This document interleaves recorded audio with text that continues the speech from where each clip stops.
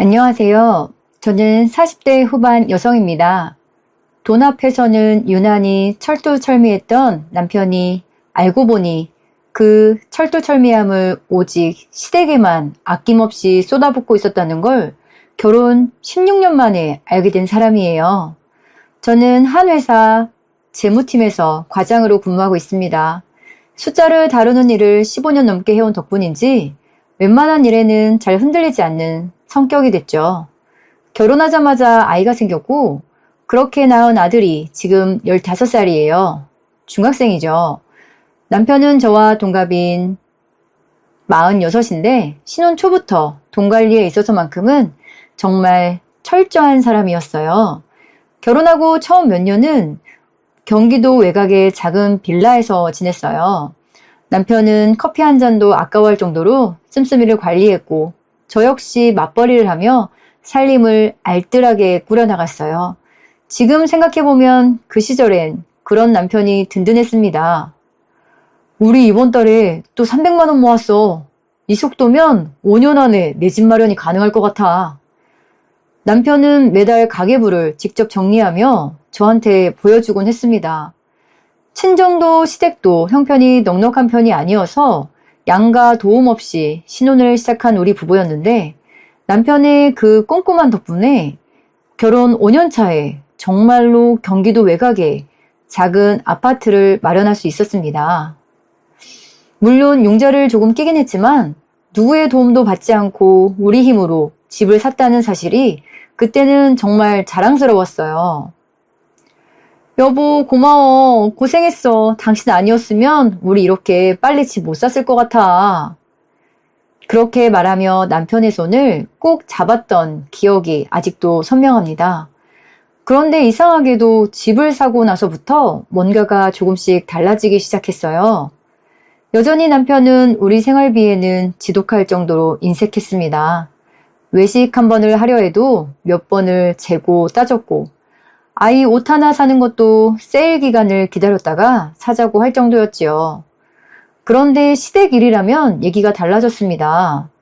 시어머니 생신이 다가오면 미리 알아서 봉투를 두둑하게 채워놓았고 명절이면 처가에는 과일 항상 자면 충분하다면서도 시댁에는 한우 세트를 몇십만 원어치 보내곤 했어요.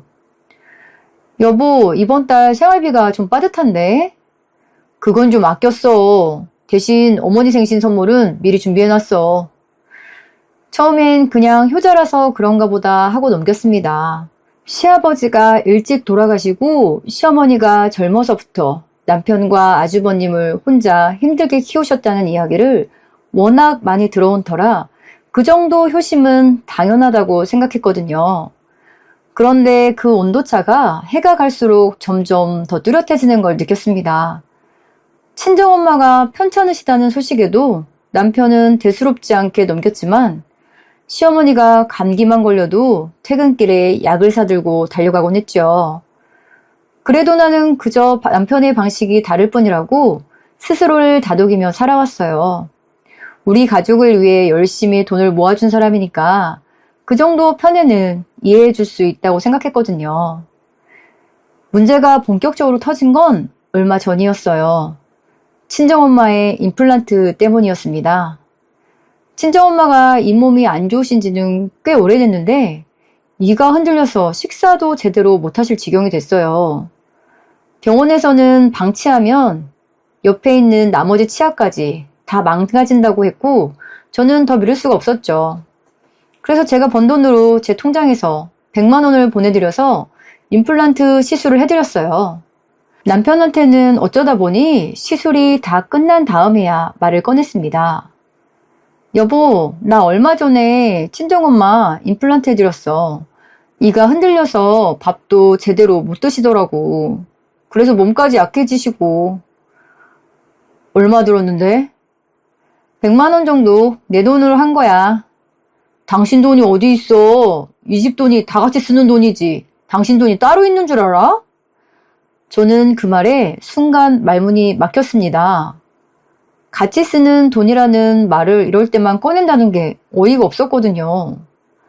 남편은 거기서 멈추지 않고 목소리를 높이기 시작했습니다. 다 늙은 노인네. 이빨 새로 해서 뭐하게? 왜 엄한데 돈을 써? 미쳤어?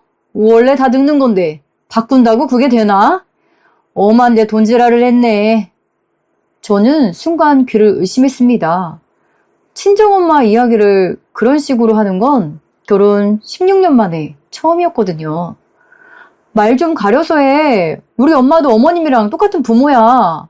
우리 엄마도 나 키울 때 고생하셨다고. 똑같긴 뭐가 똑같아. 밥도 제대로 못 씹는 노인네가 이빨 해서 뭐하냐고. 어차피 얼마 못 쓰고 죽을 텐데 왜 헛돈을 쓰냐고. 처음이라 그냥 넘어갔는데 다음엔 어림도 없어. 임플란트 다른 거 할 생각도 하지 마. 저는 그 말을 듣는데 가슴 밑바닥에서 뭔가 툭 끊어지는 느낌이 들었습니다. 남편은 화가 안 풀렸는지 소파에 있던 쿠션을 바닥에 집어던지며 말을 이었어요. 당장 도연이 학원 다 끊어. 어차피 성적도 안 오르는데 돈만 나가잖아. 학원 다니면 다 공부 잘할 거라는 착각을 버려. 공부 잘하는 애들은 집에서 해도 잘해. 그리고 배달앱도 다 지우고 앞으로 우리 집은 치킨 배달은 없어. 저는 기가 막혀서 되물었어요. 애 학원비랑 친정엄마 임플란트가 무슨 상관인데. 상관이 왜 없어? 당신이 쓸데없는데 돈 쓰니까 여기서라도 아껴야지. 쓸데없이 임플란트는 해줘가지고 난리야. 저는 더 대꾸하지 못했어요. 이 사람과 지금 말을 섞어봐야 서로 얼굴 붉히는 것 말고는 아무것도 남지 않는다는 걸 알았거든요. 16년 동안 그를 알뜰하고 든든한 사람이라고만 믿어왔는데 그 알뜰함이 사실은 어느 한쪽에만 향해 있던 저울이었다는 걸 저는 그제야 확실히 느끼기 시작했습니다. 임플란트 시술을 마치고 며칠 뒤에 친정엄마에게서 전화가 왔어요. 목소리가 평소보다 한결 밝았어요. 은주야, 고맙다. 어떻게 그런 생각을 했어? 이가 아파서 밥도 제대로 못 먹었는데 이제 고기도 씹을 수 있겠어. 어금니라서 불편했었거든. 한쪽으로 씹는 것도 턱 아프더라고. 그런데 이제 괜찮을 것 같아. 고맙다, 은주야. 엄마, 그냥 자식이 부모한테 해드리는 게 당연한 거지 뭐가 고마워. 내가 너무 늦게 알았지 뭐. 진작에 해줬어야 했는데. 또 불편한 데 있으면 말해. 내가 다 해줄게, 엄마. 엄마의 목소리에 담긴 안도감을 들으니 저도 모르게 눈물이 핑 돌았습니다.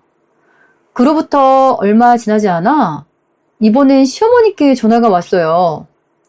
얘 은주야, 상철이가 나 유럽 여행 보내준다고 했잖아. 파리 가서 에펠탑도 보고 오라고. 네? 여행이요?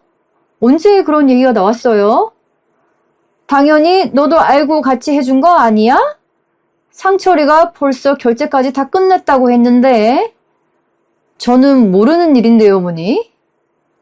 내가 혼자 그 힘든 세월 상철이 키우느라 얼마나 고생했는지 너도 알잖아. 그래서 상철이가 효도 여행 보내준다고 돈 좀 썼다. 그것도 베트남도 아니고 일본도 아니고 한 살이라도 젊을 때 가야 한다고 유럽으로 예약했다더라고. 1,000만 원짜리 패키지래. 2주 갔다 오는데.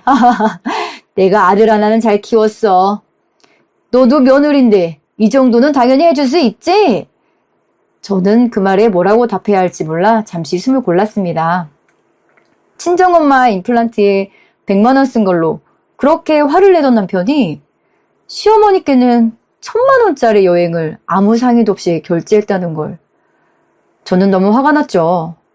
그리고 그걸 시어머니는 며느리가 해야 하는 당연한 도리라고 말씀하고 계셨습니다. 저는 전화를 끊고도 한참 동안 거실에 멍하니 앉아 있었습니다. 이때까지만 해도 이 상황이 단순히 남편의 편의 정도로만 생각했죠. 하지만 이건 정말 시작에 불과했다는 걸 얼마 지나지 않아 알게 되었어요. 시어머니와의 통화를 끝낸 그날 밤 생각이 많아졌습니다. 임플란트야 나이 들고 먹는 것과 직결되니 중요한 건데 그건 돈이 아깝고 유럽 여행은 괜찮은 건지 너무 복잡해졌죠. 저는 남편이 퇴근하기를 기다렸다가 다시 물었습니다. 여보, 어머님한테 여행 보내드린 거 나한테는 왜 말 안 했어? 말하면 뭐가 달라지는데 어차피 내 돈으로 한 건데. 내 돈이라니 같이 하는 거라며. 우리 카드 같이 쓰잖아. 나도 알 권리는 있는 거 아니야? 남편이 그 말에 눈을 부라리며 언성을 높였습니다. 당신은 장모님 임플란트 100만 원 쓸 때 나한테 미리 말했어? 안 했잖아. 그러니까 피차 일반이지. 그게 같아? 엄마는 먹는 게 부실해져서 건강에 직결되는 거고 어머님은 그냥 놀러 가시는 거잖아. 미리 말은 할 수 있는 거 아니야? 유럽이라며 한두 푼 드는 것도 아니고 뭐? 1,000만 원? 그런 사람이 100만 원 가지고 날뛴 거였어? 야, 니네 엄마랑 우리 엄마가 같냐? 우리 엄마 홀로 되시고 나랑 형 키우면서 고생 엄청 하셨어. 왜 그렇게 얘기해? 우리 엄만 우리 편하게 키우셨대? 다들 그렇게 자식 키우는 거지. 그럼 우리 엄마도 가야겠네, 유럽. 그럼 네 돈으로 보내드려. 뭐? 저는 그 순간 뭔가 크게 잘못됐다는 걸 직감했지만 더 이상 다투고 싶지 않아 입을 다물었습니다. 그날 이후로 저는 남편의 명령대로 살림을 철저히 줄이기 시작했죠. 배달 음식은 일절 시키지 않았고 밥상에는 콩나물과 두부, 김치 정도만 올라가는 날이 많아졌습니다. 반찬이 부실하다며 투덜대던 남편은 며칠 지나지 않아 이상한 핑계를 대기 시작했어요. 유럽 여행 경비 메꾸려면 거래처 사장들 접대해야 해. 당분간 늦게 들어올 거야. 술도 많이 마시고. 처음엔 그런가 보다 했어요. 그런데 새벽마다 술 냄새를 잔뜩 풍기며 들어오는 남편의 양복에서 향수 냄새치고는 지나치게 진한 냄새가 나기 시작했어요. 한 번은 세탁을 하려고 양복 주머니를 뒤지다가 낯선 번호가 찍힌 현금 인출기 명세서를 발견했습니다. 인출 금액은 50만 원이었어요. 한 번이 아니라 그 주에만 벌써 3번째였습니다. 저는 그 명세서를 손에 쥐고 한참을 서 있었어요. 가슴 한쪽이 서늘해졌지만 당장 따져 물을 수는 없었죠. 확실한 증거 없이 남편을 다그쳤다가는 오히려 저만 이상한 사람 취급받을 게 뻔했으니까요. 저는 재무팀에서 15년 넘게 숫자를 다뤄온 사람입니다. 의심이 들면 감으로 판단하지 않고 근거를 모으고 숫자를 맞추는 게 제 방식이었죠. 그날부터 저는 남편이 잠든 새벽마다 조용히 그의 휴대폰을 열어보기 시작했어요. 술에 취해 잠드는 날이 많아서 쉽게 볼 수 있었죠. 카카오톡 대화방을 하나씩 넘기던 중 심장이 덜컥 내려앉는 대화를 발견했어요. 노래방 도우미 팁, 현금 10만 원이라는 메모와 함께 어느 술집 마담으로 보이는 사람과 나눈 예약 확인 문자였습니다. 그 밑에는 이런 문장도 있었어요. 우리 마누라는 돈 한 푼 안 쓰는 멍청한 식모라 걱정 없음. 저는 그 문장을 읽고 또 읽었어요. 아들 학원비 몇십만 원, 임플란트 100만 원에 그렇게 펄펄 뛰던 사람이 술집 도우미에게는 10만 원을 아무렇지 않게 뿌리고 다녔다는 사실. 그리고 그 돈이 도대체 어디서 나오는 건지 저는 그때부터 본격적으로 추적하기 시작했습니다. 남편의 카톡 속에 도우미 팁 메모와 멍청한 식모 발언을 확인한 뒤부터 저는 며칠 동안 잠을 이루지 못했습니다. 머릿속에서 떠나지 않는 의문이 하나 있었거든요. 학원비 몇십만 원에 임플란트 100만 원에 그렇게 펄펄 튀던 사람이 어떻게 매주 노래방과 룸살롱에서 수십만 원씩 쓰고 시어머니께는 1,000만 원짜리 여행까지 보내드릴 수 있었을까? 월급으로는 도저히 계산이 안 맞는 돈이었죠. 그렇다고 회사 법인카드를 쓸 수는 없으니까요.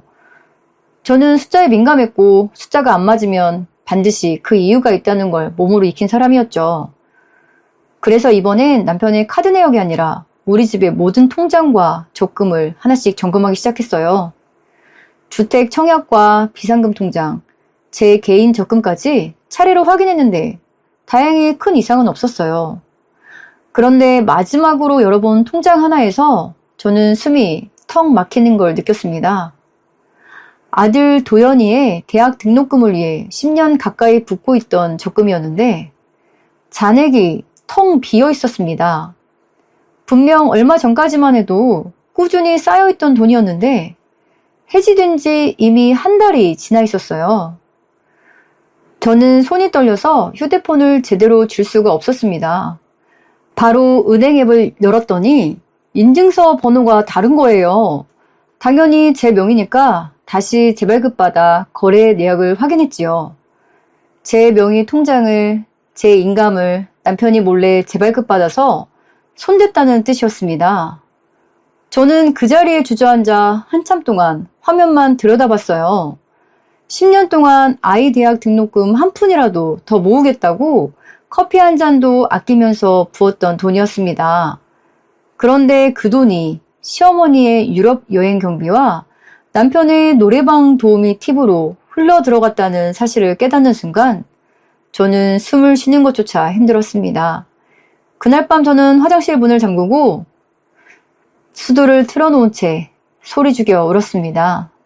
억울함과 배신감이 동시에 밀려와서 눈물이 멈추질 않더라고요. 한참을 그렇게 울고 나서 저는 세면대 앞에 서서 거울에 비친 제 얼굴을 바라봤죠. 퉁퉁 부은 눈으로 저 스스로에게 다짐했습니다. 이제 더 이상은 참지 않을 거라고요. 그 순간부터 저는 눈물을 흘리는 대신 증거를 모으기로 결심했죠. 다음날 아침 저는 평소와 다름없이 출근 준비를 하고 아침상을 차렸습니다. 남편은 아무것도 모른 채 밥을 먹었죠. 그 모습을 보며 또 다짐했어요.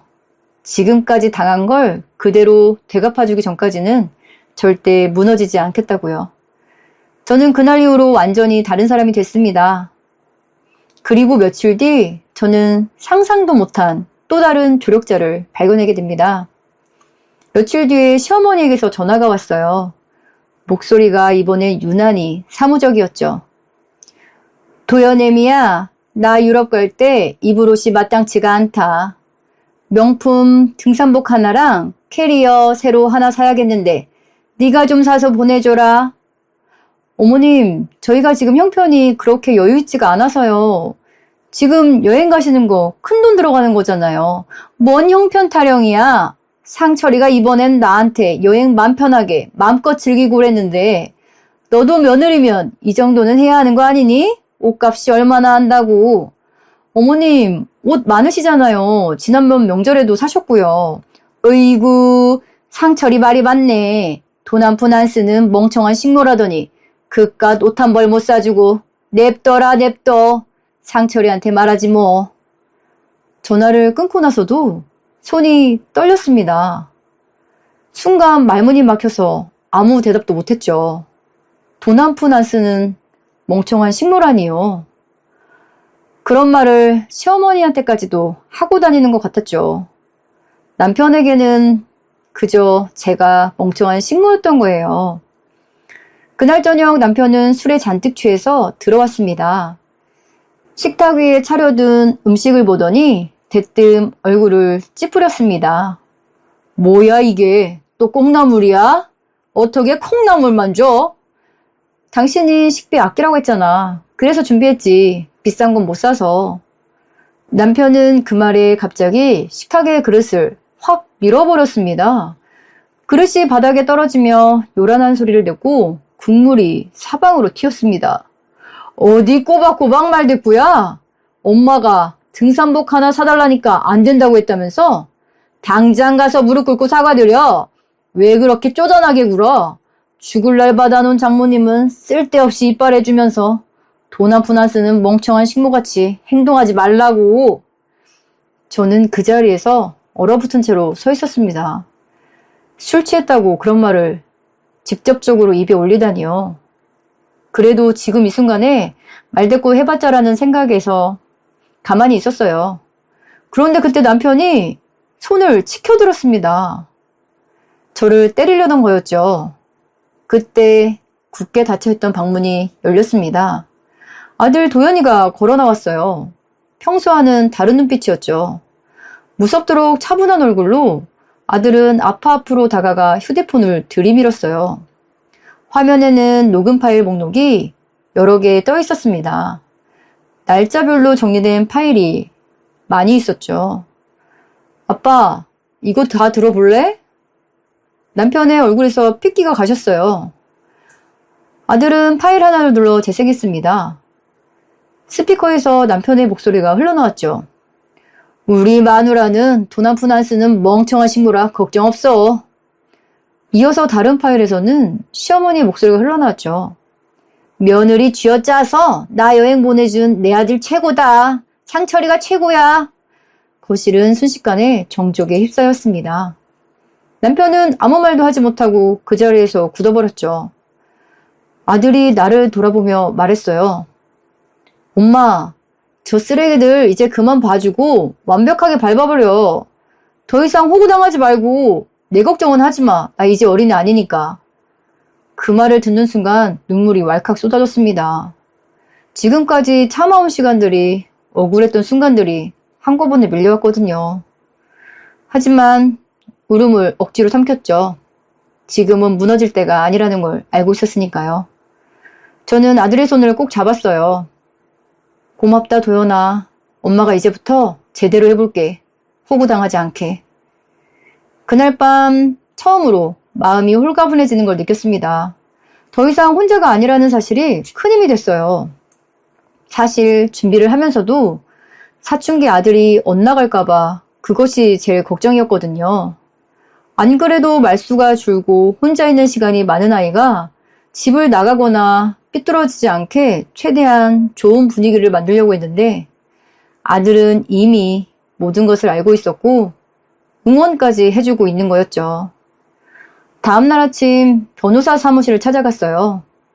그동안 모아둔 카드 명세서와 계좌 내역, 그리고 아들이 녹음한 파일까지 모두 챙겨서요. 변호사는 서류를 하나씩 살펴보더니 고개를 끄덕였습니다. 이 정도면 이혼소송뿐 아니라 재산 분할에서도 충분히 유리하게 갈 수 있습니다. 남편분이 몰래 해지한 자녀명의 적금도 횡령으로 문제 삼을 수 있고요. 나는 그 말을 들으며 마음속으로 다짐했어요. 이제 물러설 곳은 없다고요. 시어머니의 출국일이 이틀 앞으로 다가와 있었어요. 저는 그날을 노렸습니다. 시어머니의 출국을 이틀 앞둔 주말, 시댁에서는 나름 성대한 환송회가 열렸습니다. 가족들이 다 모인 자리였어요.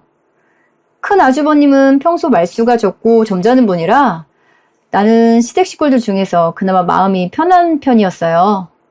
시어머니는 새로 산 등산복을 입고 거실 한가운데서 콧노래를 흥얼거리고 있었죠. 우리 상철이 덕분에 팔자에도 없는 에펠탑을 다 보러 간다니까. 옆에 있던 형님이 부러운 듯 맞장구를 쳤습니다.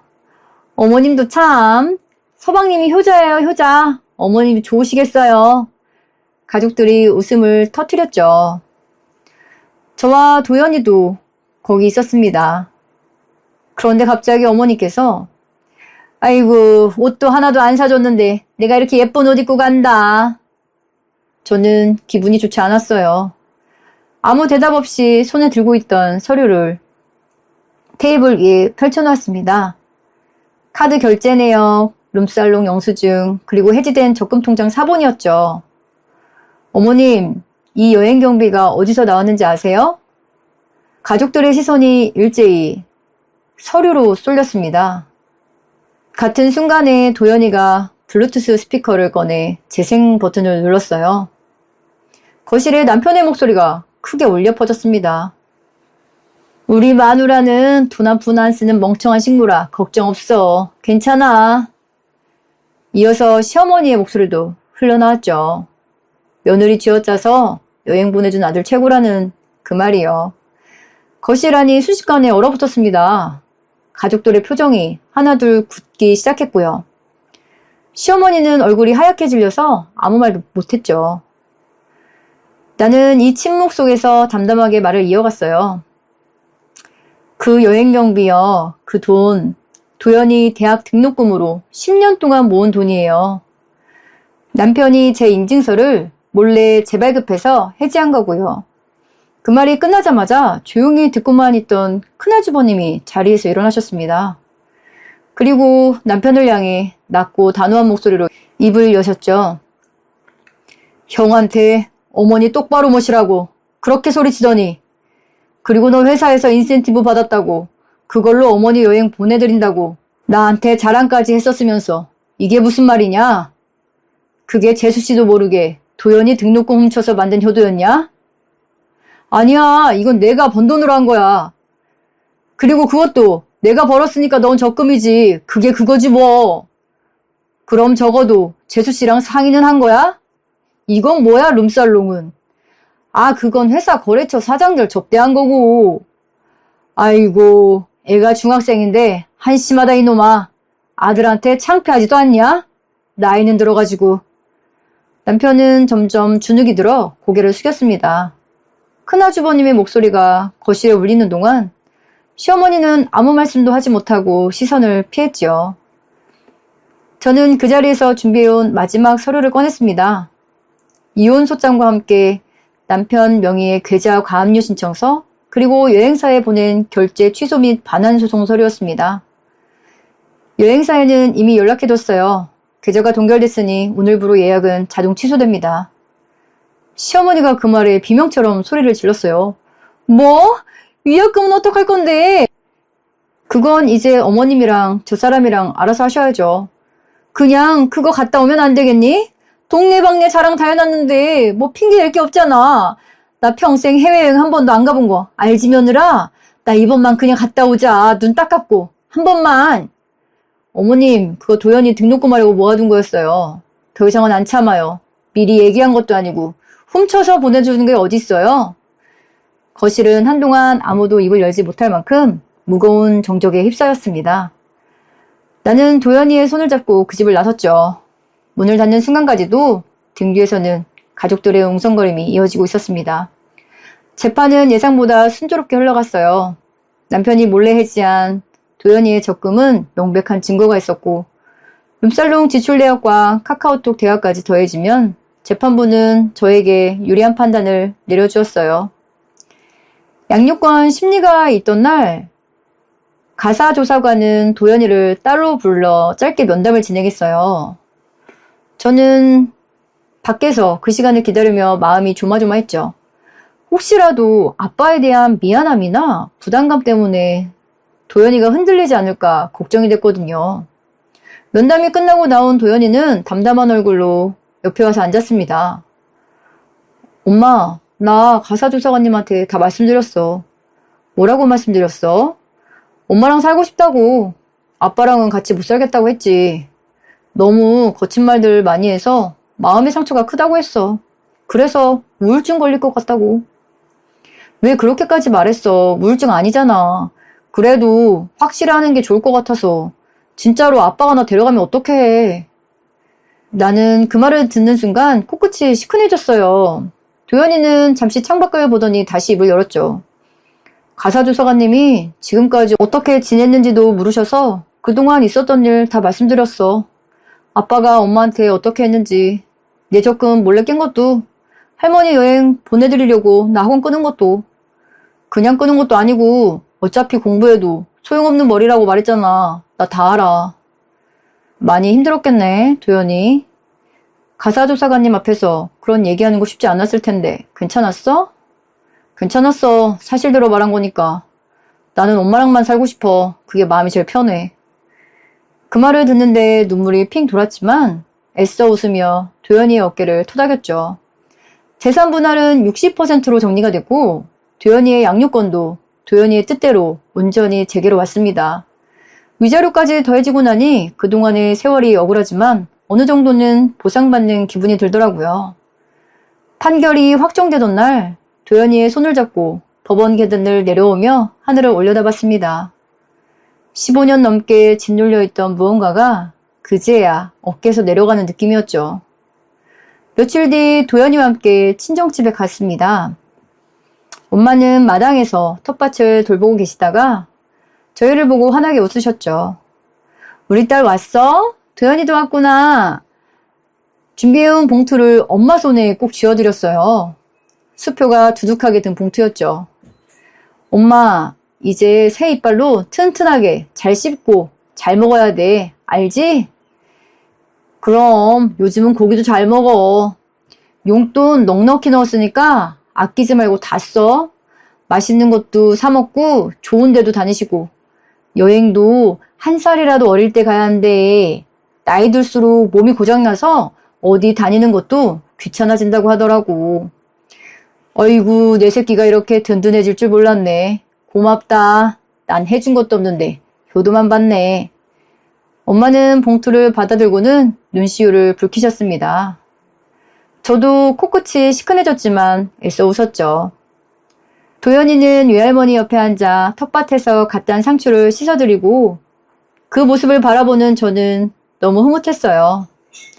친정엄마 임플란트 100만 원으로 시작된 그 소란이 결국은 15년 넘게 골마있던 결혼 생활의 민낯을 드러내는 계기가 됐다는 게 신기하기도 하고 씁쓸하기도 했습니다. 돌이켜보면 참는 게 미덕이라고 배우며 살아온 사람이었어요. 하지만 이번 일을 겪으면서 참는 것과 무시당하는 것은 전혀 다른 문제라는 걸 뼈저리게 깨달았습니다. 참으면 호구당한다는 말이 맞는 것 같아요. 그런데 그걸 몰랐던 거죠. 이제 저는 도연이와 둘이서 새로운 집에서 새로운 하루하루를 채워가고 있습니다. 퇴근하고 돌아오면 도연이가 먼저 저녁을 차려놓고 기다리는 날도 많아졌고 우리는 예전보다 훨씬 많은 대화를 나누며 지내고 있어요. 또 이렇게 사춘기가 소리 없이 지나가고 있는 것 같아서 좋았죠. 가끔은 그날 밤 방문을 열고 나와 스마트폰을 내밀며 응원해주던 도연이 얼굴이 떠오릅니다. 그 작은 결심 하나가 우리 모자의 인생을 바꿔놓았다는 걸 생각하면 지금도 마음 한켠이 뭉클해지곤 해요. 아이의 행동으로 모든 걸 결심하게 되어 도연이에게도 고맙기만 하죠. 왜 지금까지 돈에 대해 철저한 걸 장점이라고 생각하며 오히려 다행이라고 여기며 살아왔는지 모르겠어요. 그렇게 집을 사게 되어 좋아 보였던 것들이었는데 그런데 지금이라도 제 콩깍지가 벗겨져서 다행이에요. 왜 그 긴 세월을 호구당하며 살아왔냐고 하실 분들도 있을 것 같아요. 그런데 이혼이라는 게 딱 잘라서 할 수 있는 게 아니더라고요. 저도 애써 모른 척 했던 것 같아요. 이렇게 큰 사건이 터지기 전까지는요. 사춘기에 접어든 아이가 있었고 아이가 어리든 어리지 않든 책임을 져야 하니까요. 부모니까요. 한쪽이 무관심하다고 저까지 똑같이 하면 안 되는 부분이 아이였던 것 같아요. 그래서 이혼이 쉽지 않았고 그런데 그 아이가 적극적으로 응원해주니 가능한 일이 되어버렸죠. 더 이상 참지 않아도 되고요. 여러분들은 어떤 상황에 계신지 모르겠어요. 그래도 자기를 지지해주고 응원해주는 한 사람만 있어도 결정이 빨라지고 삶이 더 단순해지고 마음이 더 편해지는 것 같아요. 여러분에게 그 한 사람이 있었으면 좋겠고 다른 사람에게도 그 좋은 영향을 주는 한 사람이 되어주시기를 바랍니다. 긴 이야기를 끝까지 들어주셔서 너무 감사드리고 오늘도 모두 행복하세요.